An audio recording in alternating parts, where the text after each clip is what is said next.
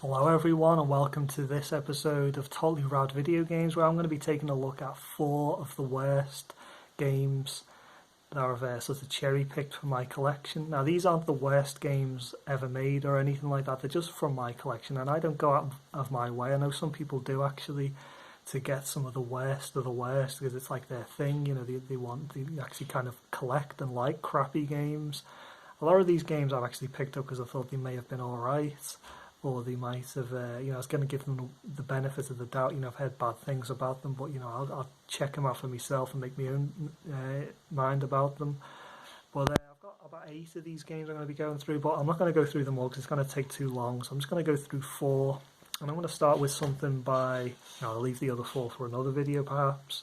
I'm going to start with something on the Dreamcast, which is called Urban Chaos. It was also available, this game, for the PlayStation, the original PlayStation, and the PC. I believe the PC version is the best version in terms of, actually running at least kind of properly, and it actually kind of works, whereas this version kind of doesn't, and I can only imagine how bad the PlayStation version runs, with it being kind of the weakest system, out of the 3. But this game, it could have been great. This game, it could have actually been, the game that kind of steals GTA 3's thunder in a way, because this predates Grand Theft Auto 3, and it's a similar game in a way that there's shooting in it. There's it's in an urban environment, of course. There's fighting in it. You can have baseball bats and knives and things like that, just as you can in GTA 3. And there's driving and all that kind of thing. So yeah, there's it's all in this sort of urban environment. So it's kind of like a game, a 3D urban environment where you can kind of pick how you do missions in a way. It's not like restrictive in a way. You can kind of, to a certain degree anyway, you can kind of do a mission how you want and in the order that you want to do things, which is kind of unique at the time. It's kind of common now, but this time it was pretty new concept. Just like GTA, where you got a degree of freedom when it comes to completing missions and that sort of thing. The only thing is, this game's a bit crap, really. It's full of problems. First of all, the driving in it is terrible. It's really bad. It's like the cars handle like really, really poorly, and they explode for no reason and kill you and that sort of thing. They're best avoided, in other words. Just avoid driving the cars. There's a mission early on, like a training mission. Teaches you how to drive and that sort of thing. It's kind of a complete waste of time because I never really did any more driving after that, and the entire game, I completed it. It's kind of completely optional. I'm kind of glad that it is optional, because if it was mandatory, it would be awful. But that's pretty awful, the driving. The shooting's pretty crap. The shooting's actually the best aspect of the game. Not to say that it's good, it's just the least crap aspect of it.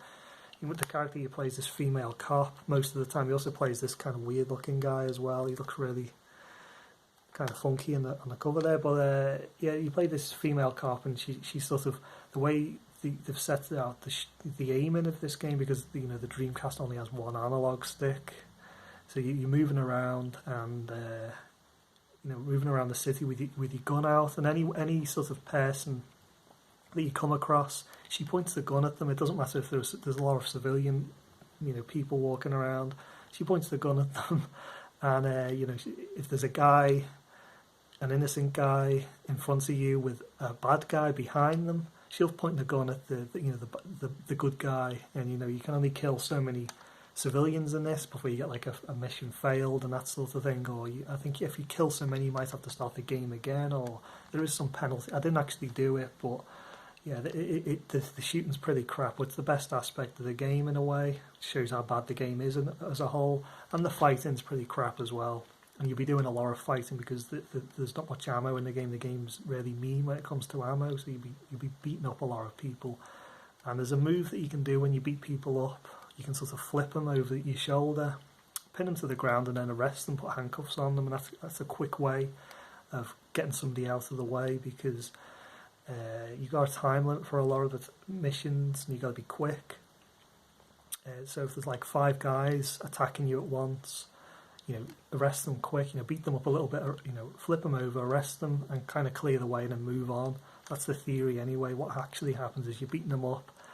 you try to flip them over, and the game doesn't know where to put the bodies, I guess, on the ground because there's other people in the way, and they didn't get around to fixing it, unfortunately. And so you flip someone over, and they sort of turn into a ghost. So you flip the ghost, and the guy just stands there like that, and you don't actually flip them over. You just sort of flip nothing over, and then you got to carry on fighting them. So you basically just got to beat them up until you knock them out, sort of thing, or try and bring them into an area where you can beat them up, where there's space to do so. It's kind of a mess, really. The whole fighting aspect of the game is a bit of a mess. You can see why this game failed, but it could have been pretty good, and it could have been the GTA 3 before GTA 3 in a way. They just screwed up. They screwed up the driving, the fighting, the shooting. It's full of bugs. It's too hard. It's frustrating. It's very badly designed. The cities, the cities are badly laid out.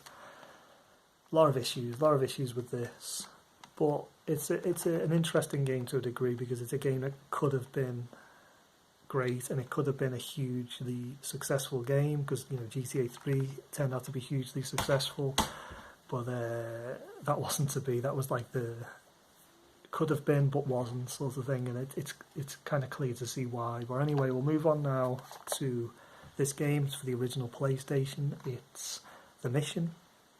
And this probably is the worst game I actually have in my entire collection out of everything on any system. Definitely the worst PlayStation game. It's pretty damn terrible. Now, how some games are based on films or TV shows. Well, this is based off of a marketing campaign by Nike. And I believe there must be the actual advert that Nike came up with, which is kind of amazing in a way. It's like they put a lot of money and effort into it. They got all these football stars sort of raiding a complex to steal this football, and it was something they did sort of in the late 90s, early 2000s, I believe. I can't actually find a date on this, but it's like a big marketing campaign that Sony do. They make a football for like 3p or something like that, and they sell it for like £120. It's like one of these big things that they're hyping up, and they've got all these football stars involved with it, and it's all this media coverage, and it's on TV all the time and that sort of thing. And yeah, this is a bit of merchandise for an advert. So it's a video game based off of a marketing, which isn't the best place to start to begin with. And this game is awful. It really is. This is another one that could have been good though. Similar to Urban Chaos, it could have been good because it's an action adventure game with sport, which actually isn't a bad idea. It's a lot of like kicking a football against your enemy, to knock them over and things like that. And I think that kind of could work. And it's not something that's been used actually in many games.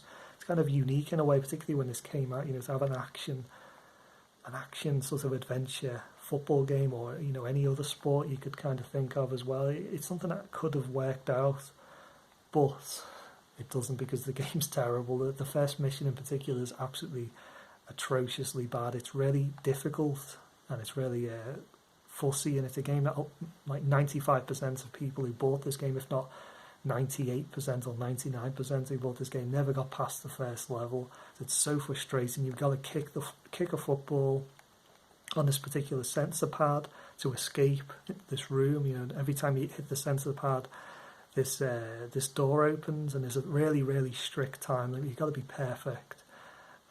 What this game needed was like a lock-on system, so you lock on with the area that you want to kick the ball, and then you just kick the ball and it goes where it's locking on.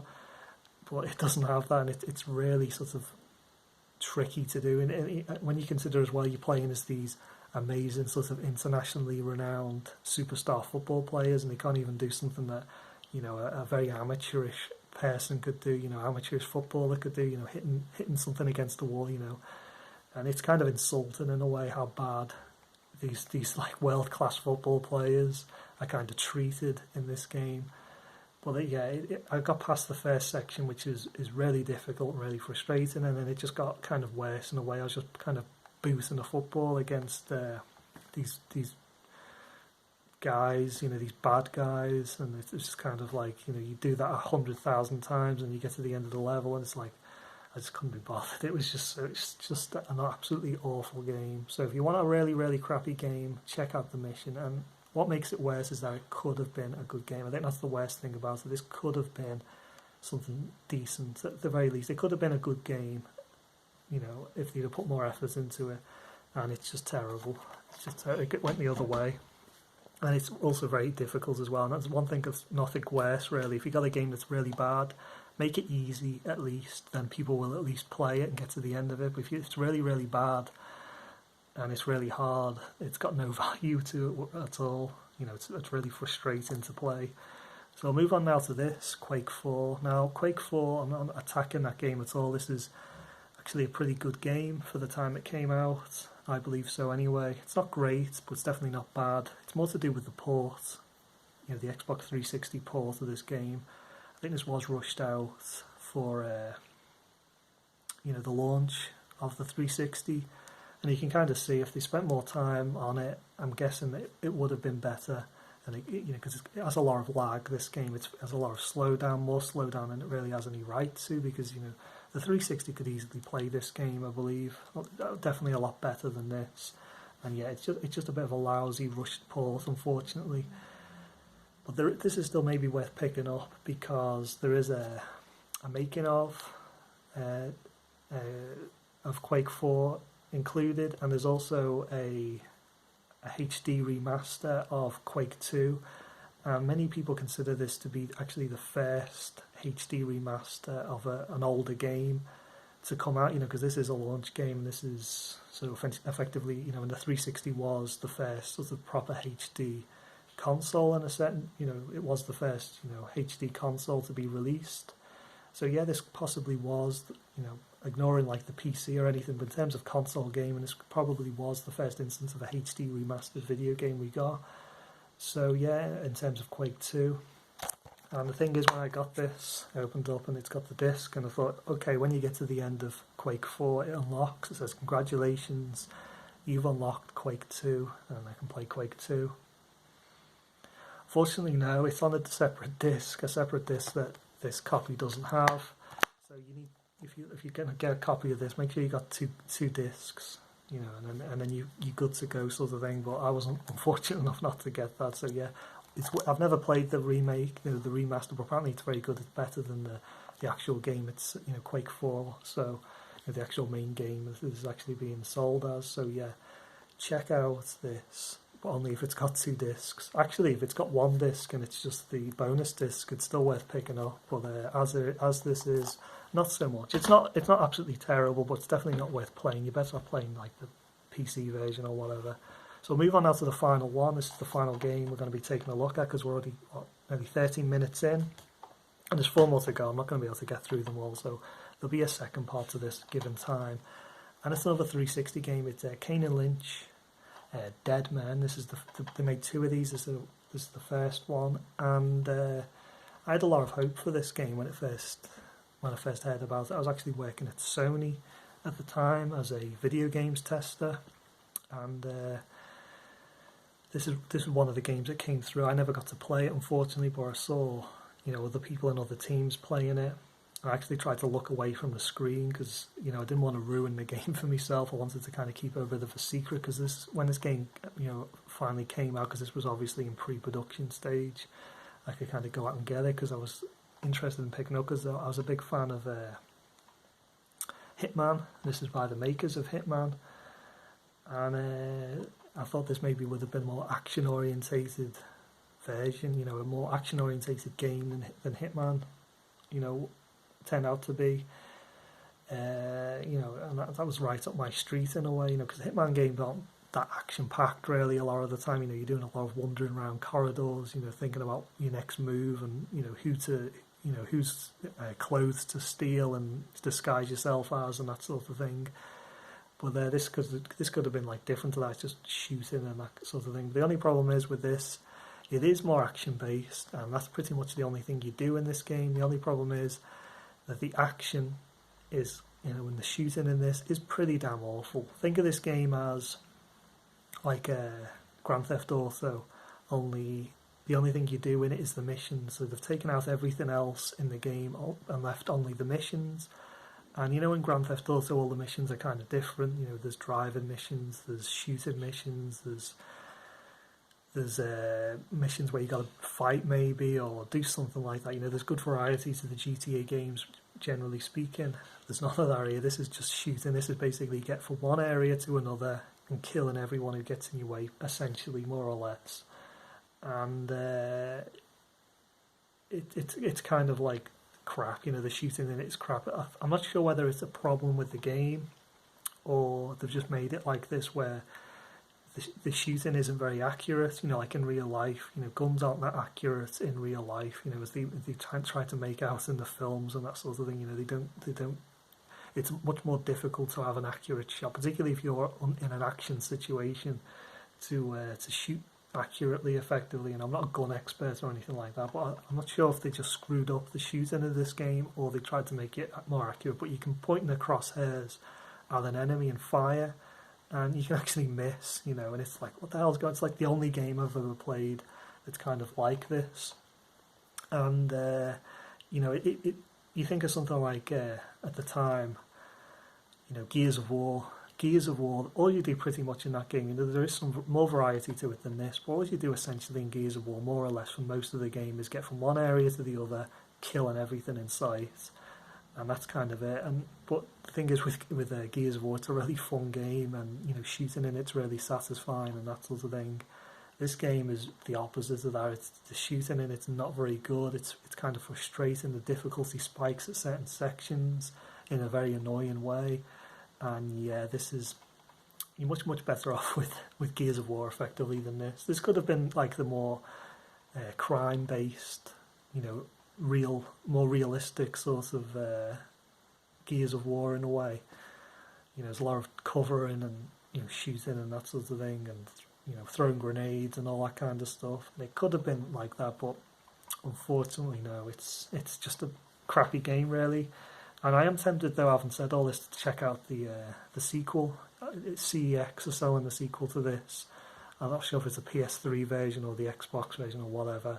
But it's like 75p, and I'm thinking, should I go for it? But yeah, I didn't really like this game at all. It feels very sort of cheap and rushed, and it needed more time, and it just didn't get it. Unfortunately, I can kind of see why people were disappointed by it, and I'm kind of very glad I didn't back in the day spend $39.99 or whatever it was.